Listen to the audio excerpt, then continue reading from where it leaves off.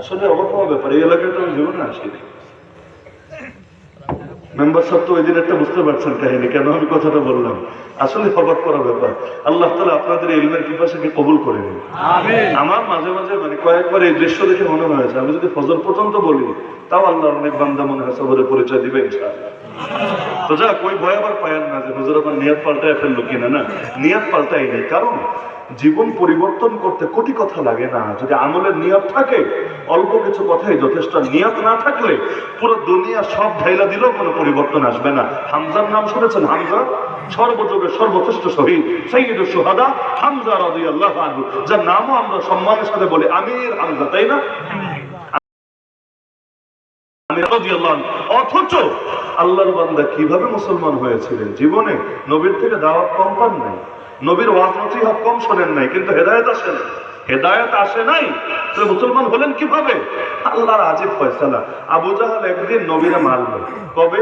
আল্লাহ নবীর চাচা আবু তালেব মৃত্যুবরণ করলেন, একই বছর খাদিজা রাদিয়াল্লাহু আনহা মৃত্যুবরণ করলেন। বেশ সুযোগ, নেতার সাপোর্ট নাই, ধইরা পিটা। নবী বিকাল থেকে ফিরছেন, বিকালের দিকে ঘরে ফিরছেন। এমন সময় যখন হামজা রাদিয়াল্লাহু আনহু মক্কায় নাই, শিকারে বাইরে গিয়েছেন, পশু শিকার করতে মক্কার বাইরে গিয়েছেন, আবু জাহাল গিয়ে গালিগালাজ শুরু করলো, ওই মুহাম্মদ, একদম গালি দিবেন? আমার নবীর জবান থেকে কখনো খারাপ কথা বের হয়নি। নবী চুপচাপ মাথা নিচু করে শুনে শুনে চলে যাচ্ছেন। বাংলায় বলে এক হাতে তালি বাজে না, কিন্তু আবু জাহালদের এক হাতেও তালি বাজত, এক হাতেও বাজত। আজকালকার আমেরিকা, ইসরায়েল, এই উগ্র হিন্দুত্ববাদী, ওদেরও যেমন এক হাতে বাজে, ওরও এক হাতে বাজত। ও গালি দিচ্ছিল, গালির জবাব নাই। আরে এই কারণেই অতীত সুমাইয়া রাদিয়াল্লাহু আনহাকে শহীদ করেছিল। ইসলামের প্রথম শহীদ কে? সুমাইয়া। এই বৃদ্ধা নারীরা কেন মেরেছিল? অন্য কোনো কারণ নাই। বিকাল বেলা গালি দিচ্ছিল, জবাব নাই। এক পর্যায়ে রাগে উত্তেজিত হয়ে, হাতে বর্ষা ছিল, হাতে বড় বললাম বর্ষা ছিল, এটা নিয়ে নিজ হাতে এই বয়স্কাদের লজ্জাস্থানে এমন জোরে আঘাত করলো, সুমাইয়া রাদিয়াল্লাহু আনহা জায়গায় ছটফট করতে করতে তরপাতে শহীদ হয়ে গেল। তবুও সে কোনো ভুল স্বীকার করলো না, আফসোস করলো না, এর জন্য কোনো বিচারের কাঠগড়ায় দাঁড়া পড়াতে হলো না। আর একবার যদি মানুষ পাপ করে বেঁচে যায়, সাহস কিন্তু বেড়ে যায়। এটাই নিয়ম, এটাই। এজন্য জালেমরা যখন জুলুম করে, সরকাররাও যদি কখনো জুলুম করে, দেখবেন প্রথমে চূড়ান্ত জুলুমে যায় না, প্রথমে টুকটাক করে দেখে পাবলিকের রেসপন্স কেমন, পাবলিকের প্রতিক্রিয়া কেমন। আমরা যদি প্রতিক্রিয়া করে দেখাই, দ্বিতীয়বার সাহস করে না। আর আমরা যদি ঝেমায়া যাই, তখন আর সাহসে কোনো ত্রুটি থাকে না। বাস্তবতা কি জানেন? এই যে আলেমরা জেলে গিয়েছিল না, ধরেন 3000 যদি আমি ধরি, এই দেশে 14 কোটি মুসলমান অন্তত আছে না?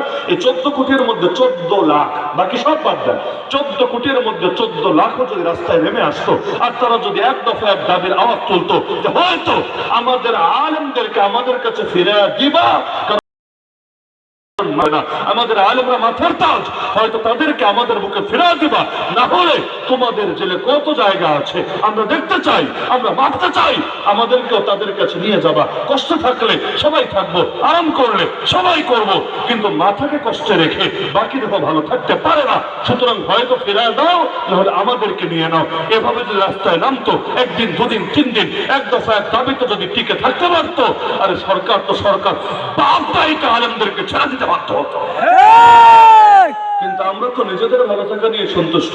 আলেম দিয়ে কি দরকার, নবীর ওয়ারিস দিয়ে কি দরকার? এমনকি নবীর উপরে আঘাত আসলেই যেখানে জাতি জাগে না, সেখানে নবীর ওয়ারিসদের আশা করা যায়। আবু জাহাল গালি দিল, নবীর থেকে জবাব নাই। পাথর একটা নিয়ে নবীর মাথায় ছুঁড়ে মারলো, নবীর মাথা ফেটে গেল, দর দর করে রক্ত গড়িয়ে পড়ছে। তবুও নবী একটা গালি দিলেন না, মারপিটও গেলেন না। কেন? জিহাদের তো এখন অনুমতি আসে নাই, আসলে ছাড়তেন না, আসলে ছাড়তেন না। আল্লাহর বিধান যখন যেটা তখন সেটা। এজন্য একই নবী মক্কা বিজয়ের পর বলে দিয়েছেন, কয়েকজনের তালিকা দিয়ে, ওরা যদি কাবার গিলাফ ধরে ঝুলে থাকে তবুও মাফ করা যাবে। অবশেষে ইবনু খাতাল নামের এক লোক, যে নবীরে গালি দিত, সে কাবার গিলাফের ভেতরে নিজেকে জড়িয়ে ফেলেছিল, ভেবেছে এখানে অন্তত মাফ পাবে, এই জায়গায় অন্তত কেউ মারবে না। তো নবীর আদেশ পেয়ে সাহাবীরা ওই জায়গায় ওর হত্যা করে দিয়েছেন। তাহলে ইসলামের বিধান যখন যেটা আসবে তখন সেটা। তয়েফে মাইর খেয়েছেন কেন? এটাই রবের ফয়সালা। বদরে মাইর দিয়েছেন কেন?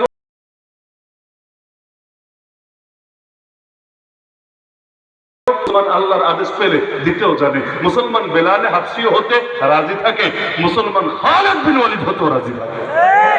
আমার নবী কোনো গালি দিলেন না, চলে গেলেন। এই দৃশ্য কোনো সাহাবী দেখলো না, কেউ ছিল না। দেখেছে কে জানেন? একজন অমুসলিম দাসী। দাসী, দাসী তো বোঝেন, ওর মনিবাস অমুসলিম দাসী। তার বিবেকে বাঁধলো, যদিও অমুসলিম, বিবেকে বাঁধলো ছেলেটা কত ভালো, এভাবে গায়ে পড়ে তার সাথে লাগলো, মাথায় ফাটায় দিল। এর একটা বিচার হওয়া দরকার।